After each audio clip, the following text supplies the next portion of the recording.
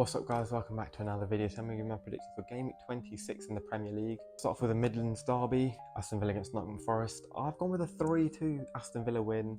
I think both sides are pretty open defensively. Both sides have very good attacking threats as well, so this should be a very good game. Defensively, like I said, they're both a bit open.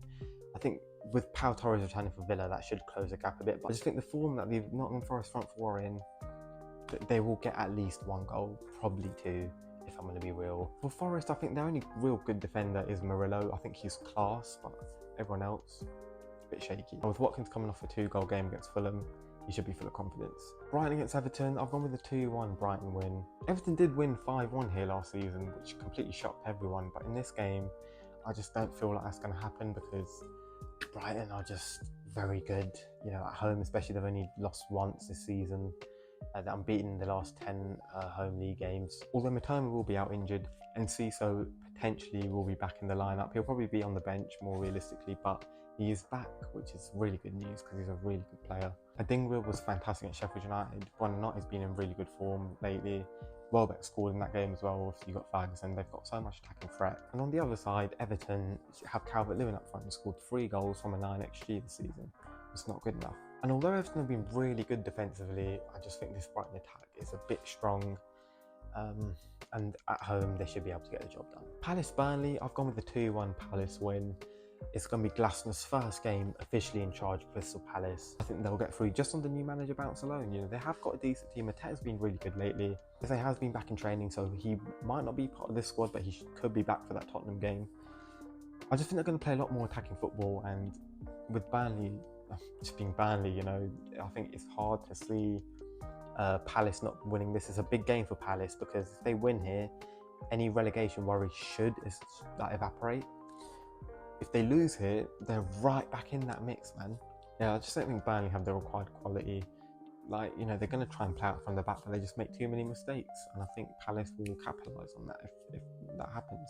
Man United Fulham. Now, Højlund has actually been ruled out for this game and potentially ruled out for the next 3 weeks, which means he commits Manchester Derby, which is a real shame because I think they actually had a chance of getting something in there with him in the team.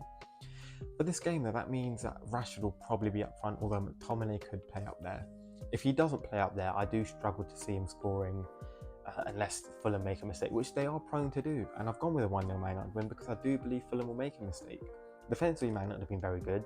Like, all of the defenders, when they've played, have actually been quite solid. And with Fulham's horrendous away record this season for just 1 win on the road, I think Man United should be able to win this even without Højlund. But like I said, it's going to be a cagey game because I just don't see where the goals are going to come from because they're not creating enough.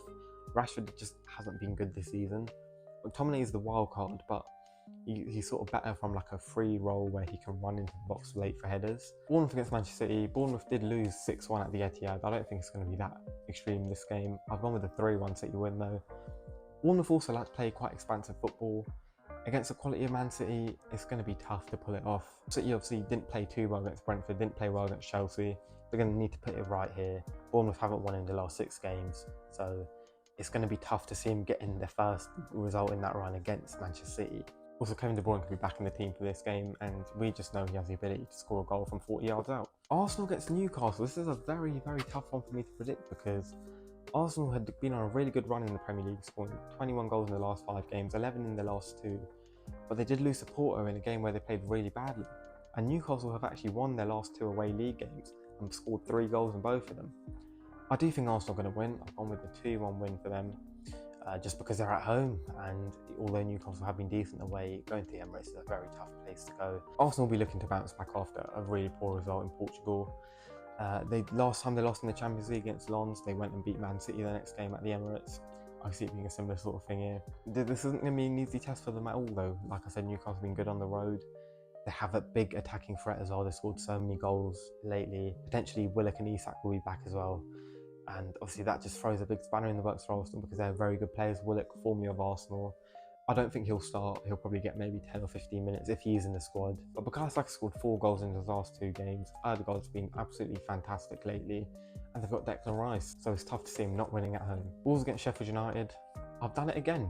I have gone with the Sheffield United win. I'm going 2-1. Now, I could be a bit delusional. I think if Archer's back, they have every chance to win here.